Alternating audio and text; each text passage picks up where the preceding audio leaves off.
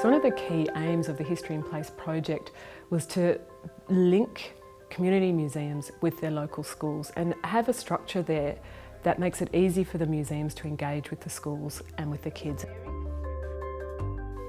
Part of the impetus for this project was to connect kids with their local history and with the collections and the buildings in their local area that maybe they walk past every day but hadn't thought about or hadn't really visited.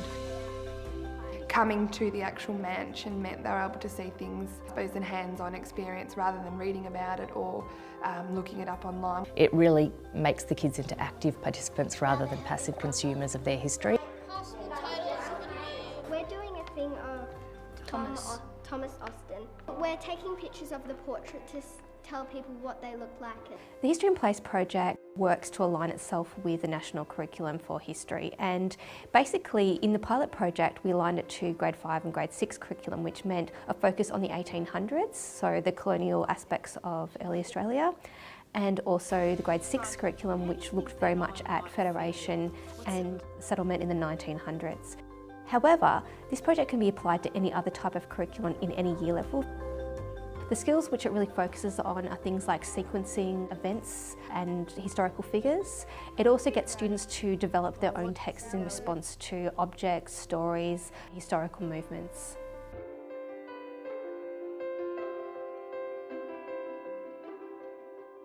Does anyone here collect anything? Yeah, what do you collect? I collect shells. Shells, fantastic. What do you collect? Elephants. So lots of different types, like posters and statues, and fabulous. You've got a little themed museum there. We looked at their personal collections, so things that they might be interested in or have acquired a few of, and it helps them see why they collect things and how they curate the objects that they're interested in. So we're going to make stories which are very digital, but you're also going to do voice recordings over the top to tell a story about some of the things in this museum. So there's a few really important things that you need to think about when you're making your films. That you have good visuals, they're pretty obvious, and good audio. Because if you're recording someone talking, obviously if you can't hear properly, it's not very interesting to watch. So if you record any audio today as a way to tell your story, make sure that where you are is quiet. So I've called my little film, and I've made this one up completely, called Music to His Ears. The first shot I've got is I've chosen a piano accordion, and the text is going to be my voiceover. It's going to say, this piano accordion belonged to an Italian immigrant called Mano Zadali. And over the top of that, I'm going to have Italian background music.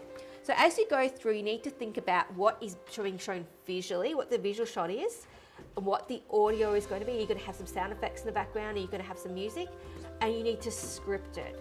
Are you going to be speaking? Are you going to film Ferdinando saying something? Are you going to interview somebody? To be a responsible digital producer, kids need to understand about intellectual property rights. So helping the kids to identify material that is likely to be out of copyright that they can use easily. And also to think about if they're putting music into their films, where they might source that music from, to understand a little bit about Creative Commons licences. And we also encourage them to use other applications where they can make their own music, because of course then they own the copyright. The tour is normally a tour of the property and a tour of some of the most significant items, giving the kids a couple of ideas or thoughts about what stories they might be able to pull out of the collection. We were sort of quite conscious about trying to link the story of Thomas and Elizabeth Austin back to the objects. So the objects were sort of like a trigger for us to be able to talk about the lives of those two people and the sort of society that they lived in at the time.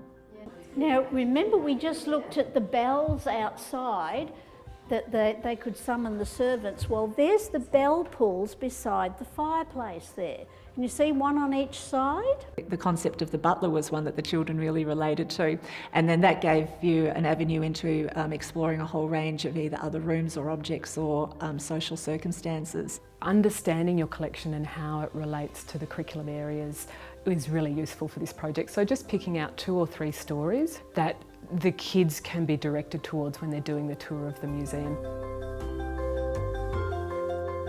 What we found is that often as the kids are doing the tours, there are particular stories that you can see that they're getting excited by, and so some of them come back from the tour and already that group has already said, we want to do this, and they're very, very excited. We picked to do it on Elizabeth Austin because of her achievements, like she made Austin Hospital, and because there was a lot of information about her and she was very interesting. Yeah. Sometimes the kids need a little bit more encouragement, or there might be a little bit more division within the group about somebody wants to do this and someone wants to do that, and then it needs to be facilitated a little bit more by their teacher or by the museum staff.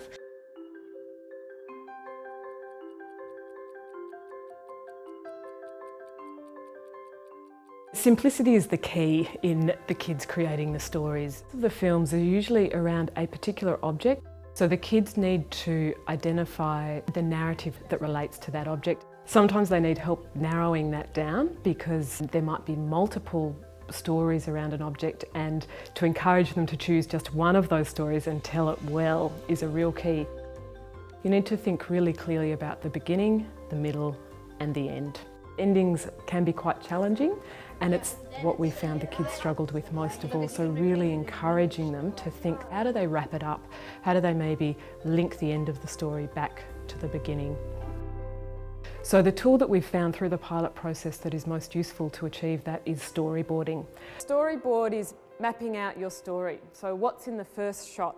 What's in the second shot? What's in the third shot? What's in the fourth shot? So it's a plan. And they have to think about the assets that they need, so the images, and also what they might be saying over the top of those images.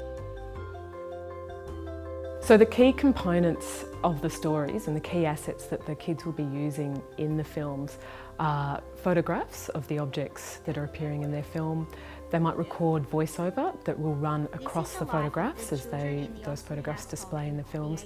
And then they might also interview experts from the museum or even the community who can add additional information and context around the objects and the themes. And most of the children moved out fairly soon after living. We encourage them to try and get all of the assets that they require for their film on the day whilst they're in the museum.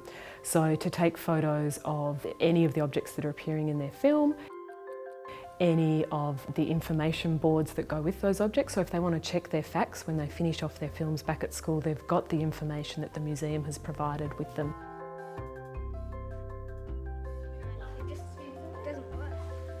That works with this. When it comes to the kids putting their assets together and creating their movie, we drew together some simple apps that have been created for tablet technology, which make the process just so simple and easy, where it's just a drag and drop. So the kids will usually start from the beginning of their storyboard and drag in their first image. They'll drag in their audio and place that under the image or a couple of images. And really that's as complicated as it gets, dragging all the assets into the timeline in order and then finessing it and cleaning it up in terms of the types of transitions that they use between each of the assets, and then adding the titles and the captions. And then the final element is if they're creating their own music, to then bring that music file in and drop it in where they need it. So what we found on the day is that kids usually got all of their assets in place, and then they just needed to go back to their classroom and fine-tune the movies and clean them up. The teachers generally allowed about one class per week over 4 weeks, so about 4 classes to finalise the process overall. What we did at the end of the day is to show a couple of the films. They really love watching each other's films, and it's really exciting when you see what they've managed to pull together in a couple of hours. It's quite astounding. The entire History in Place project kit is available online. It's been a process of trial and error over 6 pilots. We've put together everything that we think will be supportive of teachers and students. I think the really important thing is to make sure you have a school who are very enthusiastic and will allow the students the time to actually produce their films at the end of the project, and an institution who understands what it's like to have primary or secondary students inside and working with their collections.